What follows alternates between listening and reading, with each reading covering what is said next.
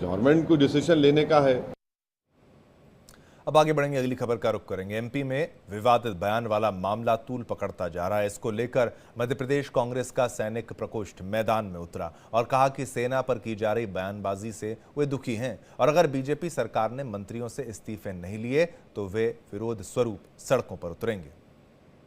मध्य प्रदेश में इन दिनों विवादित बयानों की झड़ी सी लगी हुई है। लगातार हम देख रहे हैं, पहले मंत्री विजय शाह, फिर उसके बाद deputy chief minister Jagdish Devda और अब फग्गन सिंह कुलस्ते लगातार बयान सेना के खिलाफ आ रहे हैं। तो कुछ पूर्व सैनिक साथ हैं, चलिए हम इनसे जानते हैं कि ये क्या सुनेंगे। सर, आप कैसे देख रहे हैं इन बयानों को?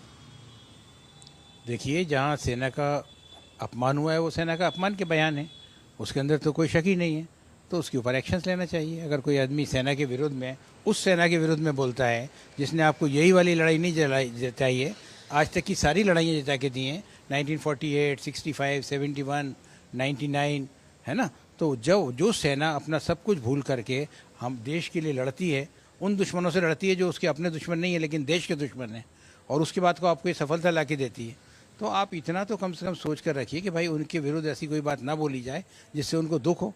जिस तरह का बयान शाह जी ने दिया है, और वो भी कर्नल हमारे उनके लिए, सोफिया कुरैशी के लिए, तो वो तो बहुत ही घटिया तरीके का बयान है, और उससे आप सोचिए उनका ही नहीं पूरे सेना का अपमान हुआ है। तो इसलिए जो है हम लोग इस उसमें हैं कि अगर कोई भी आदमी ऐसा करता है उसको रोकने का एक ही तरीका है कि जो भी ऐसा बयान देता है अगर उसके विरुद्ध कार्रवाई की जाएगी तभी दूसरे लोगों को शिक्षा मिलेगी, और वो कार्रवाई होनी चाहिए। और जिस तरह से deputy chief minister Jagdish Devda ने कहा है कि पूरी की पूरी सेना जो है प्रधानमंत्री नरेंद्र मोदी के ऊपर नतमस्तक है, उसमें आप लोगों का क्या रिएक्शन है?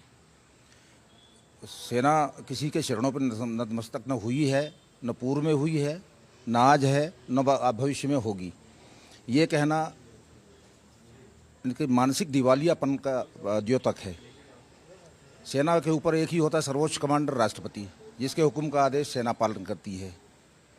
किसी व्यक्ति विशेष के ऊपर और किसी व्यक्ति के चरणों में नतमस्तक होना, ये सेना का अपमान के अलावा और कुछ भी नहीं है।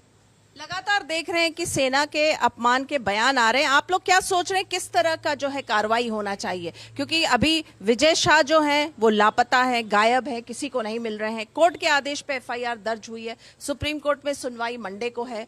डिप्टी चीफ मिनिस्टर, उनके बंगले की जो है वो सुरक्षा कार्रवाई नहीं होती है तो इसका मतलब है कि कोई सरकार नहीं है, कोई उसको चला नहीं रहा है। अगर कोई ऐसा बड़ा काम होता है उसके ऊपर कोई ना कोई एक्शन लेने के लिए सरकार है, तो सरकार कोई एक्शन नहीं लेती है तो इसका मतलब वो है ही नहीं। सरकार नहीं है जाती है, अगर कहीं घूम जाते हैं तो हमारे पास कितना बड़ा तंत्र है। और क्या ऐसा हो सकता है कि आप एक इतने बड़े मंत्री को घुमा दें और ढूंढ ना पाए, या तो हम छोटे छोटे अपराधियों को? जी बिल्कुल, आप लोगों का क्या ओपिनियन है जिस तरह से जो बयान आ रहे हैं? जिस तरीके से सेना के बारे में जो बातें बोली जा रही हैं, चाहे वो उप मुख्यमंत्री हो चाहे वो मंत्री हो, ऐसी अभद्र भाषा का प्रयोग आज तक किसी ने नहीं किया है। तो मैं सभी सरकार से यही कहना चाहूँगा कि सेना किसी के नतमस्तक नहीं है। 140 करोड़ देशवासियों की रक्षा के लिए बॉर्डर पे खड़ी है और खड़ी रहेगी। अगर ऐसी भाषा का ये लोग प्रयोग करते रहे तो आने वाले समय में भूतपूर्व सैनिक सब इकट्ठे होकर इनके खिलाफ आंदोलन करेंगे। आंदोलन की जो है अब बात हो रही है कि भूतपूर्व जो सैनिक है वो आंदोलन करेंगे, आप क्या कहेंगे?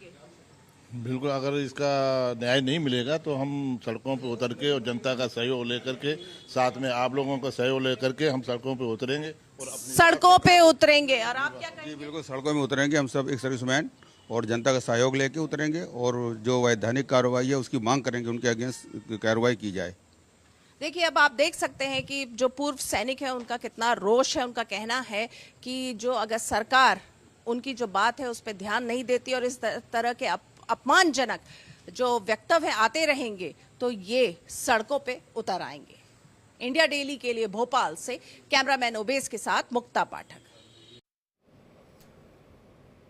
अब आगे